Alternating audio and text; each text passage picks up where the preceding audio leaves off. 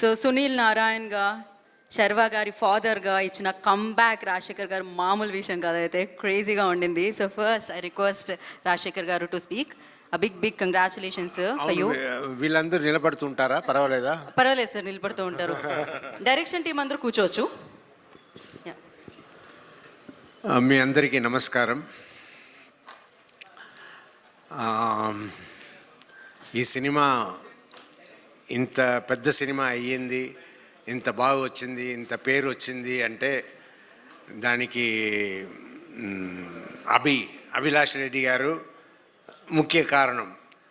ఆయన సూపర్గా ఈ సినిమాని తీర్చిదిద్ది ఈ బైకర్ని మన ముందు తీసుకొచ్చారు. ఆయన అలా తీసుకురావడానికి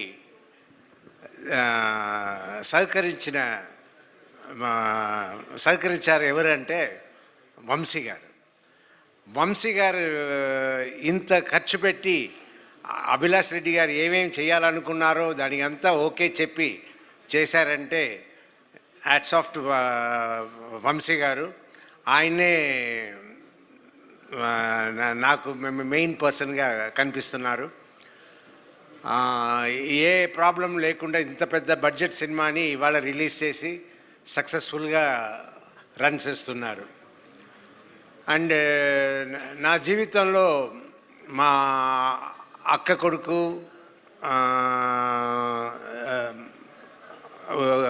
కొడుకు కూతురు వీళ్ళందరూ నన్ను డాక్టర్ మామ అనే పిలుస్తారు. ఎవరు నన్ను ఆ తర్వాత వాళ్ళ పిల్లలు పుట్టి కూడా వాళ్ళు కూడా నన్ను డాక్టర్ మామ అనే పిలుస్తారు. తాత అని పిలవాల్సిన వాళ్ళు ఎవరు పిలవరు కూడా.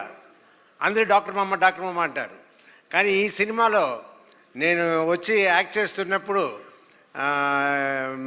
సర్వా గారి సినిమాలో చేస్తున్నాము, ఎలా ఉంటుందో ఏది ఉంటుందో అనుకున్నప్పుడు ఓ రోజు సీన్లో ఈ అబ్బాయి వచ్చి తాత అంటాడు. నా తాత అంటే నాకు అయ్యో ఏంట్రా ఇలా అంటున్నారు అన్నట్టు నేను ఫీల్ అయ్యి సరే మన అందరినీ మన సొంత వాళ్ళని అందరినీ ఎవరిని తాత అని పిలవనివ్వలేదు కదా, ఇక్కడ ఫస్ట్ బోల్డ్గా సినిమాలనే అందరూ చూసేలా తాత అని పిలిచేశారు అని అనుకున్నాను. బట్ ఆ క్యారెక్టర్కి ఆ తాత అనడం, ఆ సీన్స్ అంతా చాలా స్వీట్గా ఉంటుంది. సినిమాలో అందరూ ఎంజాయ్ చేసేలా ఉంటుంది.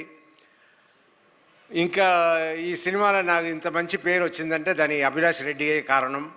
అండ్ సర్వా కూడా నన్ను చాలా బాగా చూసుకున్నారు సెట్స్లో. అది ఉంటేనే మనం కూడా ఫ్రీగా యాక్ట్ చేయగలుగుతాము. సో ఐఎమ్ లక్కీ ఈ సినిమాలో నేను యాక్ట్ చేసిన దానికి, ఈ క్యారెక్టర్ నేను పోషించడానికి అవకాశం ఇచ్చిన అందరికీ, అలాగే ఈ సినిమాలో పనిచేసిన టెక్నీషియన్స్ అందరికీ చాలా థ్యాంక్స్ చెప్పుకుంటాను. Thank you. నమస్కారం. నిజంగా బైకర్ మూవీ నేను త్రూఅవుట్ శర్వానంద్ గారు చెప్పినట్టు డే 1 డిస్కషన్ నుంచి అలా ఆ మూవీతో ట్రావెల్ అవుతూనే ఉన్నా. ఎవ్రీడే నేను షూటింగ్కి వెళ్ళా, వాళ్ళు పడ్డ ప్రతి కష్టం చూసా, పడ్డ కష్టం చూసా, అసిస్టెంట్ డైరెక్టర్స్ ఎంత కష్టపడ్డారో చూశాను. ఇంత ట్రావెల్ చేసి ఈవెన్ పోస్ట్ ప్రొడక్షన్లో కూడా ఐ వాజ్ దేర్. అన్నీ చూసుకున్న తర్వాత కూడా నేను సినిమాకి వెళ్ళి చూసినప్పుడు ఐ కుడ్ంట్ మూవ్ మై ఐస్. నేను అంత ఇన్వాల్వ్ అయ్యి ఆ సినిమా చూడగలిగాను. నేను చాలా కనెక్ట్ అయిపోయా ఆ సినిమాకి.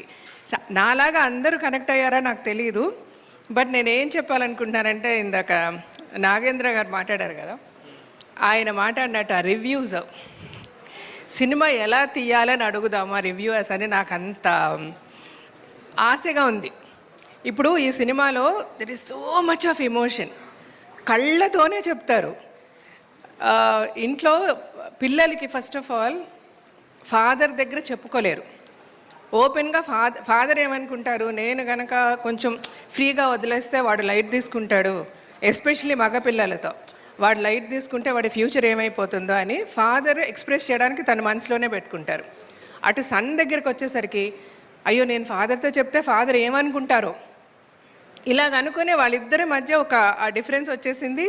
అతను ఏమనుకున్నాడో చెప్పుకోలేకపోయాడు, ఫాదర్ ఏమో ఆయనకున్న ప్రేమను చూపించుకోలేకపోయాడు. అల్టిమేట్గా వాళ్ళిద్దరు విడిపోయారు. మళ్ళీ వాళ్ళిద్దరూ కలిసి హ్యాపీగా క్లైమాక్స్కి వెళ్ళినప్పుడు నాకు ఎంత హ్యాపీగా అనిపించింది అంటే, ఎన్నో ఫ్యామిలీస్ నేను బతుకు జట్కా బండి అని ఒక టాక్ షో చూసా. ఎన్నో ట్రూ స్టోరీస్, ఎన్నో రియల్ స్టోరీస్, ఎంతో ప్రేమ ఉంటుంది. కానీ చిన్న చిన్న విషయాలు మనం చెప్పుకోలేక విడిపోతాం, టక్కని చనిపోతాం. ఎప్పుడు చనిపోతామో లైఫ్లో తెలియదు. మనకు కావాల్సిన వాళ్ళని చాలా దూరం పెట్టేస్తూ ఉంటాం. అలా చేయకూడదు. ఏదున్నా ఓపెన్గా మాట్లాడేసింది. ఇదే కనుక సినిమాలో శర్వా గారు నాన్న నాకు ఈ అమ్మాయి నచ్చిందని చెప్పుంటే డెఫినెట్గా ఫాదర్ రాజశేఖర్ గారు ఓకే అనేవారు. అయితే అది పర్లేదండి, ఇంక అయిపోయింది, ఎంతమంది సినిమాలు చూసేసారు, ఇంక ఇప్పుడు స్టోరీ రివీల్ అయ్యేదండి. సో ఇలాగ సో మెనీ థింగ్స్ నాకు ఈ సినిమా చూసినప్పుడు అనిపించింది. హ్యాపీగా మాట్లాడేసుకోండి అందరూ. మనలో మనం ఎవరికి గొడవలొద్దు, ఎవరిని దూరం పెట్టద్దు, అందరూ సంతోషంగా ఉండాలి. సంతోషంగా ఉంటే చాలా హ్యాపీగా ఉంటుంది. This is what I felt about biker. There is so much of emotion, there is so much we should say. దీనికి ఈ రివ్యూవర్స్ ఏమంటే ఏది పడితే అది మాట్లాడదంటే, మనం బాగా డ్రామాటిక్గా సినిమా తీస్తే అబ్బా మెలో డ్రామా అంటారు. అలా కాదు, స్టైలిష్గా తీస్తే ఏం చెప్పారు డెప్త్ లేదంటారు. సో ఇవేవి నమ్మకండి. Please go to the theatres. థియేటర్లో సినిమా చూడండి, మీ రివ్యూ మీరు ఇవ్వండి మాకు. దట్ ఈజ్ అంటే ఎంత కష్టపడి సినిమా తీస్తాము, ఎంత ఖర్చు పెడతాము. సో మీ రివ్యూ మాకు కావాలి. This is what I want to request the audience. Thank you so much.